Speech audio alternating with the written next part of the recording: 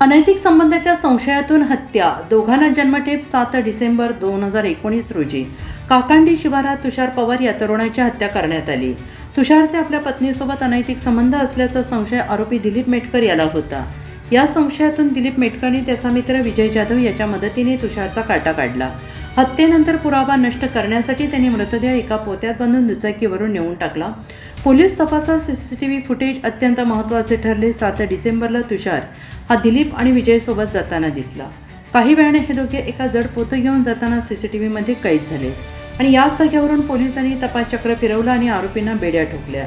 या प्रकरणातून एकूण 25 जणांची साक्ष नोंदवण्यात आली। अतिरिक्त सत्र न्यायाधीश आर.व्ही. कोकरे यांनी उपलब्ध पुरावे आणि साक्षीदारांच्या आधारे दोन्ही आरोपींना दिलीप मेटकर आणि विजय जाधव यांना जन्मठेपेची शिक्षा सुनावली आहे। तसेच प्रत्येकी 65,000 रुपयांचा दंडही ठोठावला आहे। दिनांक 7/12/2019 रोजी मयत जो होता तुषार पवार हा नाही का ट्युशनसाठी निघाला होता घरून, पण संध्याकाळी तो वापस आला नाही। त्याच्यावरून त्याच्या आईनं त्याला फोन केला, पण तो फोन त्याचा बंद येत होता। मग त्याच्या आई वडिलांनी त्याचा शोधाशोध केला। त्याच्यानंतर मग त्या गुन्ह्याचा तपास सुरू झाला। तपासामध्ये नाही का बाबानगरमधील एका मंदिराचं सीसीटीव्ही फुटेज पाहण्यात आलं। त्या फुटेजमध्ये तो जो मयत होता घटनास्थळी तो गेला, पण तिथून तो वापसच आला नव्हता। मग त्या ठिकाणी नाही का मग जे 2 आरोपी होते त्या 2 आरोपींनी नाही का एका पोत्यामध्ये काही वस्तू घेऊन जात असताना दिसले। नंतर मग याच्यामध्ये पुराव्यामध्ये असं पण आलं की याच्यातला जो मयत होता त्याला आरोपी क्रमांक 1 जो आहे दिलीप मेटकर त्यानं त्या घटनास्थळी त्याला फोन करून बोलवलं होतं।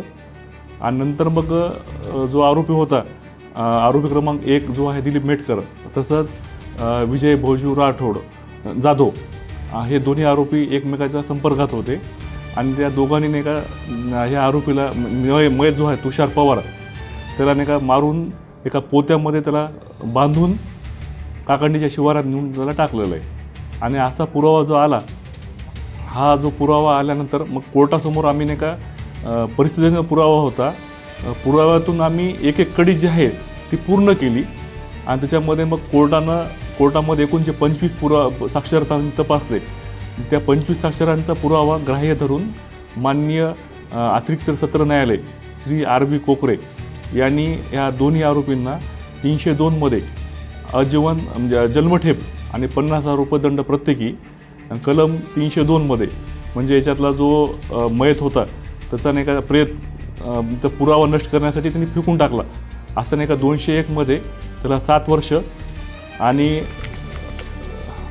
प्रत्येकी नाही का 10,000 रुपये दंड।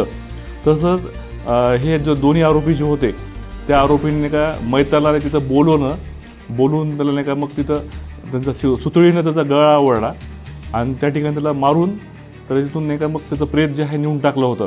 असा त्यांनी नाही का जे कट रचला होता कलम 120 भारतीय दंडसंहिता अंतर्गत त्याला 2 वर्ष शिक्षा आणि प्रत्येकी 10,000 रुपये दंड सुनावलेला आहे। पण ह्या प्रकरणामध्ये शिक्षा जर पाहिली तर याच्यावरून आपल्याला एकच सांगता येईल की कायद्याप्रमाणे जो आरोपी आहे त्याला शिक्षा होणार म्हणजे होणारच।